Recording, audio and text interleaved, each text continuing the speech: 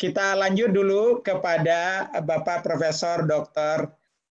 Firdaus Abdullah. Kami persilakan Bapak Dr. Firdaus, Profesor.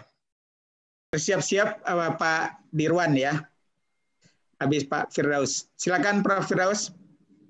Assalamualaikum warahmatullahi wabarakatuh. Pak Fasli dan Sama sekali Ambo mengucapkan berbanyak-banyak terima kasih kerana diberi kesempatan untuk terlibat dalam diskusi ini. Kita berdoa semoga penyertaan kita dalam diskusi ini sama ada sebagai pembicara atau sebagai pendengar akan diberkati oleh Allah Subhanahu wa taala.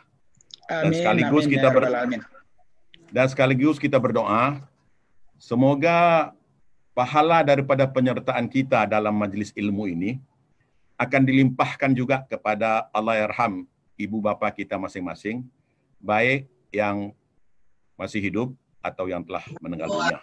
Amin amin ya rabbal alamin. Sekali lagi assalamualaikum warahmatullahi wabarakatuh. Pak Fasli, ambo susun jari 10 sabaleh jo kepala Pak. Leterang apa?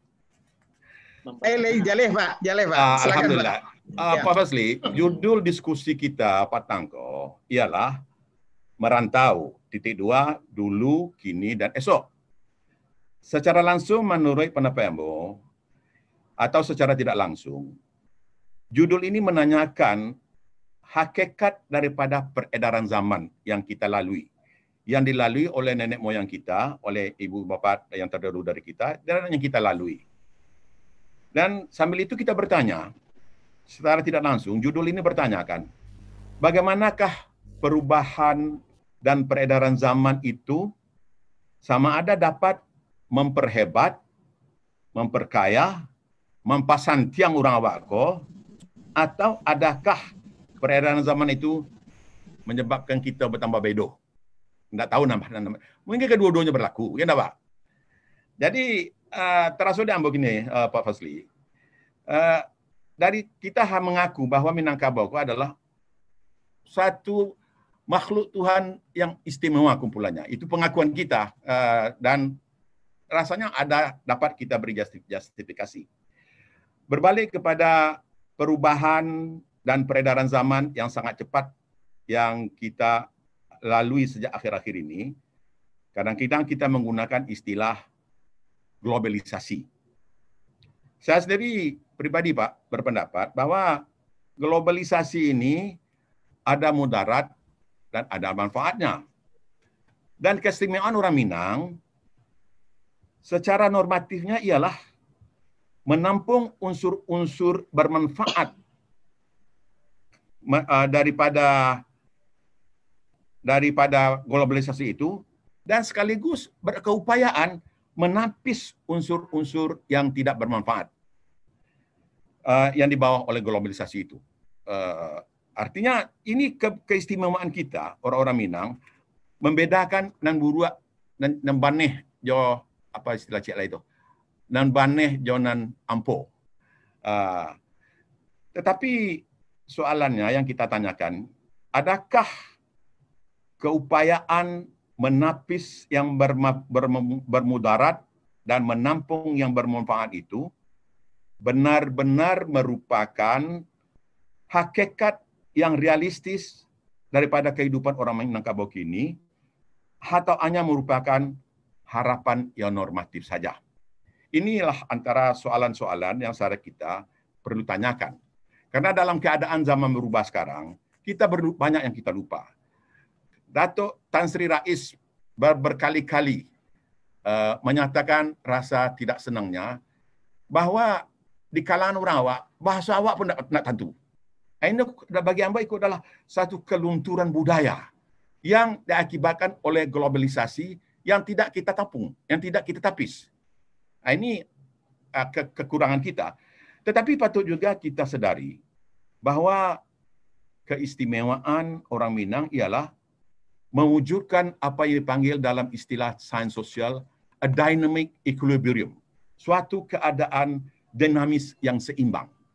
Tapi soalnya, adakah keupayaan kita menghidupkan dan mewujudkan suasana dynamic equilibrium ini masih dapat kita lakukan.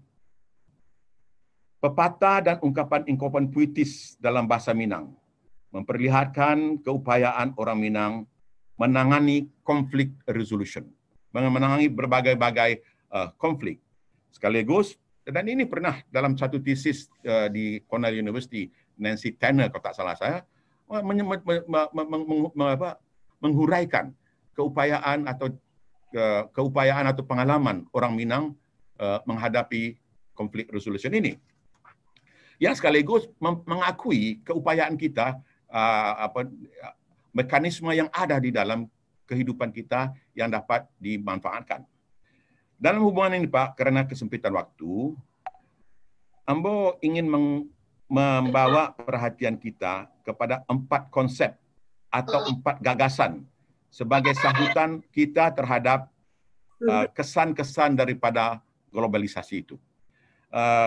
Mula-mula saya bacakan 4 gagasan itu, dan kalau waktu mengizinkan nanti saya akan cuba menguraikannya. Gagasan yang pertama ialah yang telah kami praktekkan dalam 3M, Majlis Mesyuar ini kumpulan masyarakat Minang di Malaysia, yaitu telah mengadakan apa yang kami katakan program pelatihan jati diri Minangkabau, yang insyaAllah akan saya uraikan sebentar lagi kalau Pak Fazli dapat memberikan 1-2 menit untuk saya.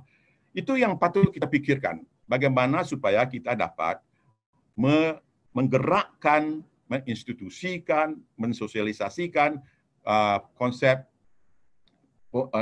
program latihan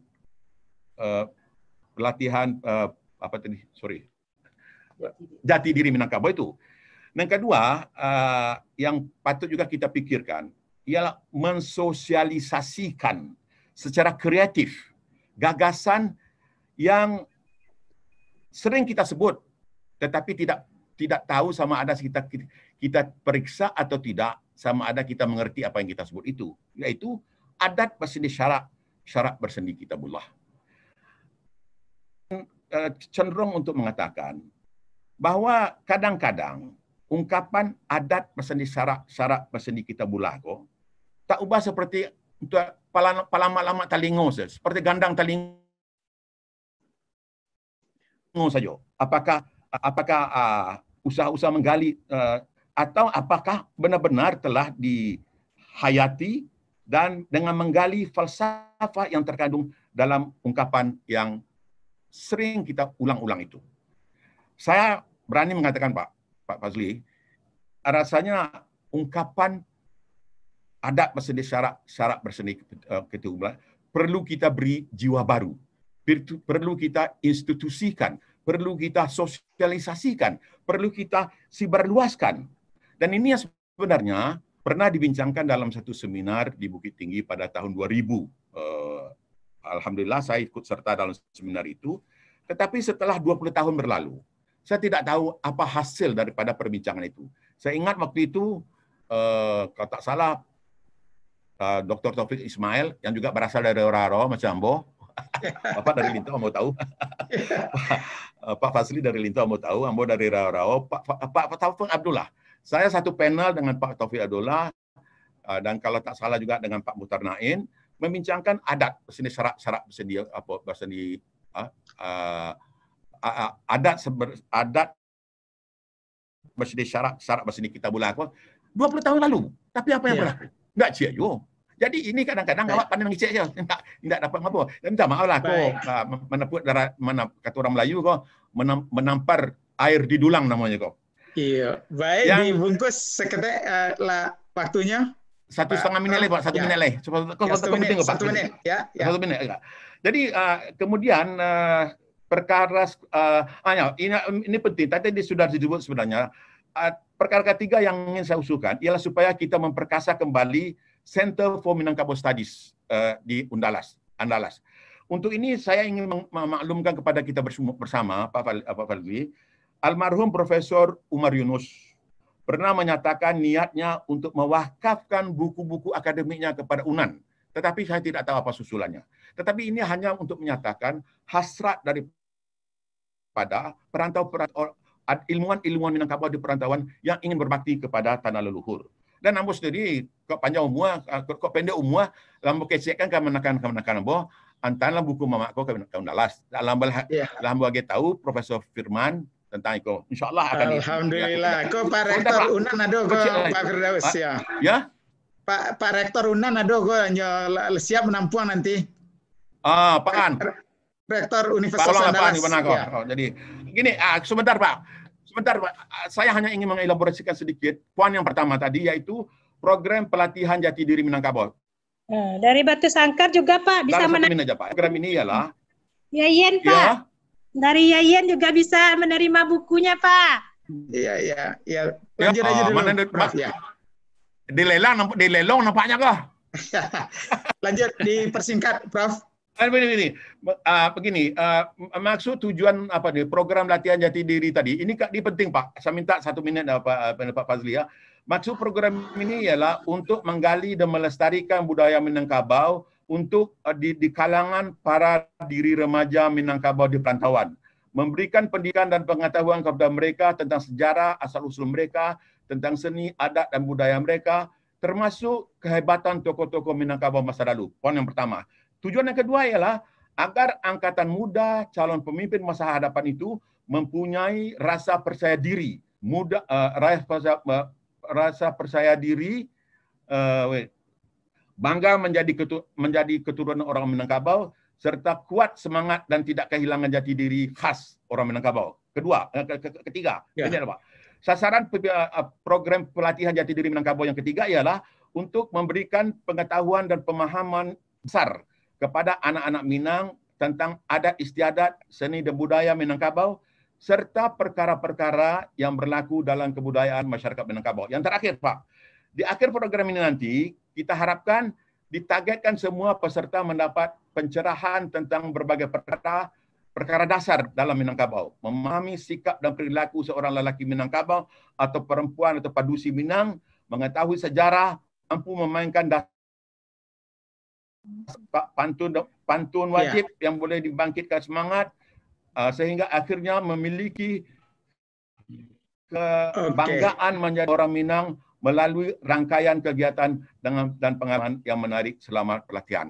Sekaligus satu lagi Pak ya, Uranan telah melalui satu je, yaitu nanti bila anak-anak sudah tamat pelatihan seindak-indaknya kita wajibkan mereka menghafal 10 pantun Minangkabau yang ada kaitannya dengan pembentukan termasuk karantau hutang dulu termasuk anak pai karantau ibu Bali belanak pun Bali induk samang Bali dulu. Iya. Kan baik. Jadi terima kasih atas kesempatan yang diberi. Terima kasih banyak. Terima kasih Pak Profesor Dr. Firdaus Abdullah.